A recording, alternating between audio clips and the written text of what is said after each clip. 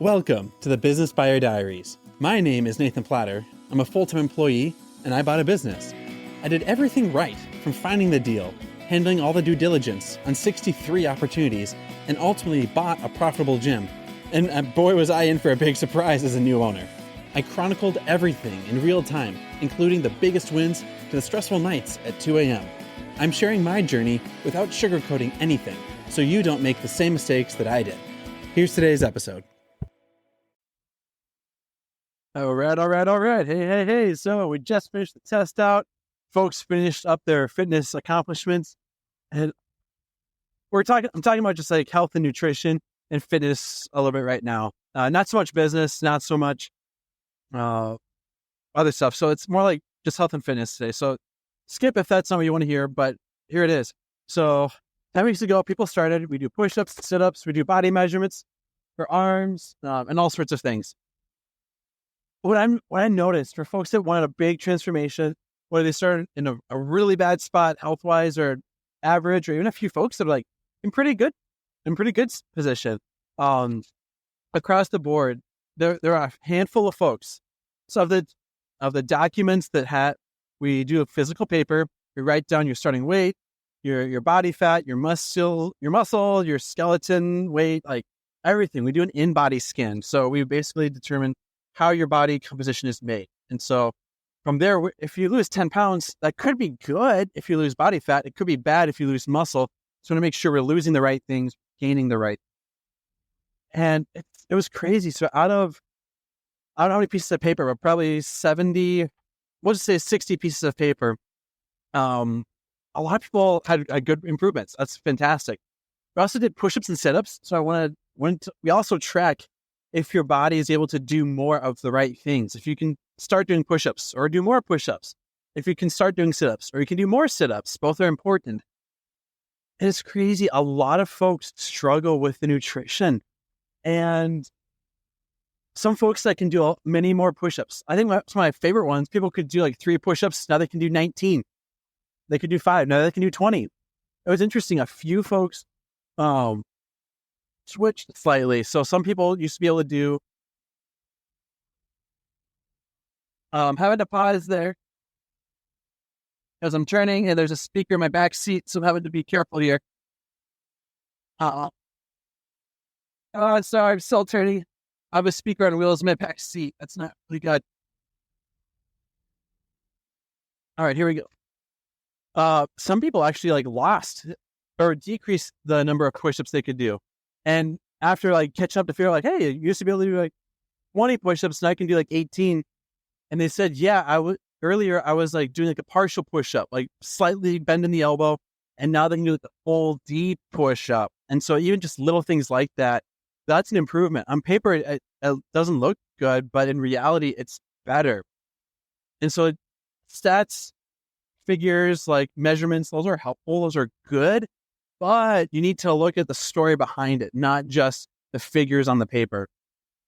And we have our top 3. I think we have our top 3. We go through it just so you confirm like how we get those top 3.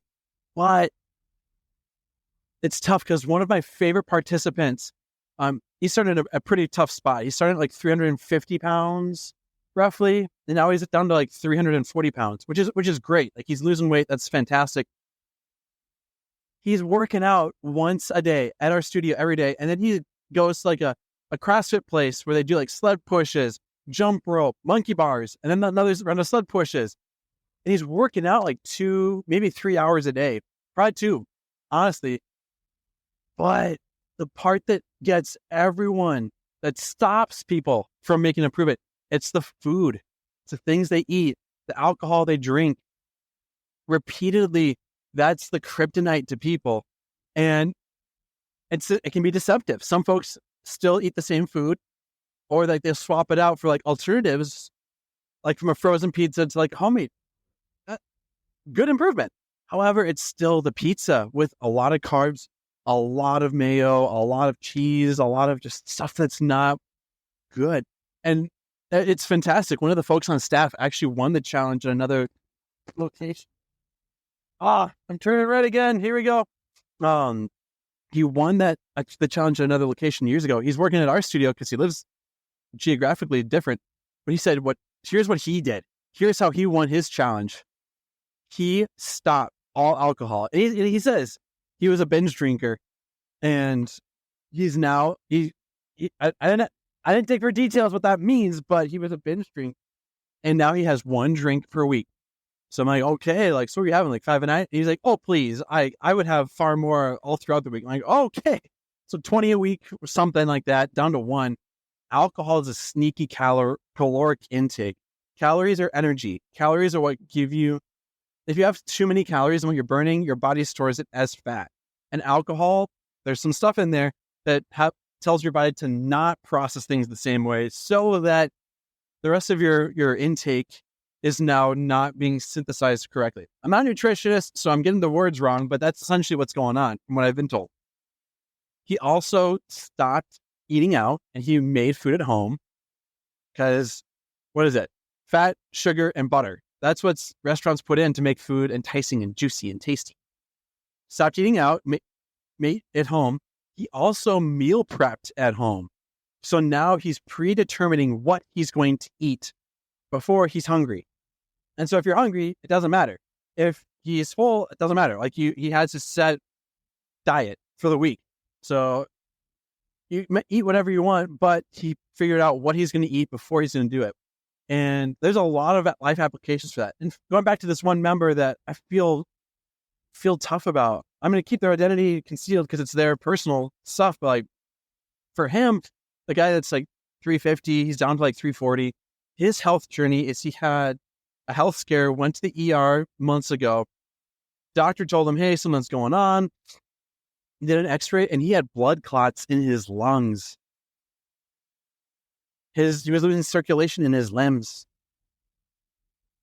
When you go to the ER because something is wrong, something is wrong. And they tell him like, hey, you got to do something quick. He started working out like crazy. He was on bed rest for a while. That totally like stops you in your tracks. But here's where it's tough. It's the food. It's the diet. If that stays static and you are working out 3 hours a day, you cannot see the results you're looking for. This is probably, I don't know if this is good or bad to say for a guy who owns a gym, but I would rather fix your nutrition than fix your exercise routine. If I can only fix one, I will focus on strictly your food and your drinks. And that will get you far better results than just your workout, your physical activity. Now, I need physical activity because a body in motion stays in motion.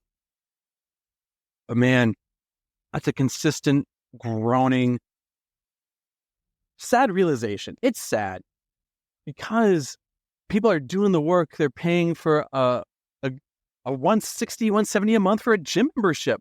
That is not cheap. And yet there's still the folks that don't see the results. They're dropping the bad weight. They're not getting the good weight. It's the food you eat. And that's why there's so many like MLMs for like supplements, protein shakes, meal kits, meal plans. That industry is expensive because it's not cheap to create good food, healthy food, nutritious food. And that's where the changes happen. If someone had $1,000 and they need to change their life, and you can only pick a gym or swapping out your food, swap out your food. Only do the food if you can't do the gym. Now, if you can do both are important. Don't get me wrong. I probably would do like 70% food, 30% gym membership or fitness program, whatever. Man, that's tough to see on paper. People that put in the hard work, people that try, people that make the commitment. We had probably 7 people show up every day to the studio. I think we had a couple people that missed one day because we had to cancel a class because of staffing. But like we had 7 out of 70 people make it every day for 10 weeks. Man, even of the 7, probably only like 2 or 3 had massive changes. A lot of folks had like good changes, but like it's disheartening to see as like a big brother from my perspective. And it's disheartening for them. Like I do the work, I do the time. Why do things not change? And if like you hired me as a consultant for 10 minutes and you followed the advice, that's what our staff would say, like fix this one thing and this will your jaw will drop what it can do for you. And so my takeaway for that, and I'll stop harping on the food and nutrition because I've gone there 10 minutes. What I'm taking away from the business side of this, or like the career side of this, the employee side of this, it's not lack of hours, lack of desire, lack of input, lack of education, lack of knowledge. It's the application and focusing on the one wrong thing. And so asking someone has the dream body, has the dream diet, has the dream solution, or that works at the place that you're paying money to do, ask them like, hey, give me the hard truth. I'm only allowed to fix one, maybe two things. Where should I plow my money in? Where should I focus my hard work in? What's the hard truth I don't want to hear that will give me results and assume I'm going to actually follow what you tell me to do? Because folks will often not tell you the thing you need to hear because they think you're not going to do it. And straight up ask for that advice, because often the gurus or the knowledgeable people will assume people are not going to follow the advice. So they give you like the thing that's going to keep you around. They don't tell you the thing that's going to drive you away and give you the lifelong solution. That's what I recommend people actually. Write that down. Hey, I'm going to pay a lot of money to change my life in one part of my career or my diet, my whatever. Tell me the hard truths that I don't want to hear. Assume I'm not going to do what you tell me to do, but tell me what I need to hear. Because I will do it. And I will do the uncomfortable thing. And that's what all of the staff would tell people. Fix the diet. You're at this. Go below this. Swap this out. Remove this from your life. And you will change your life. 10 weeks. That's what I'm going to do. That's what I need to incorporate into this entrepreneurship journey. What's the one thing I need to be focusing on? And for my job too. My weight's in a healthy spot. My body composition's in a fine spot. The area that I need to improve is, I'd say, work-life balance. That's where I'm out of whack right now. So that's the takeaway from the caloric nutrition side of things.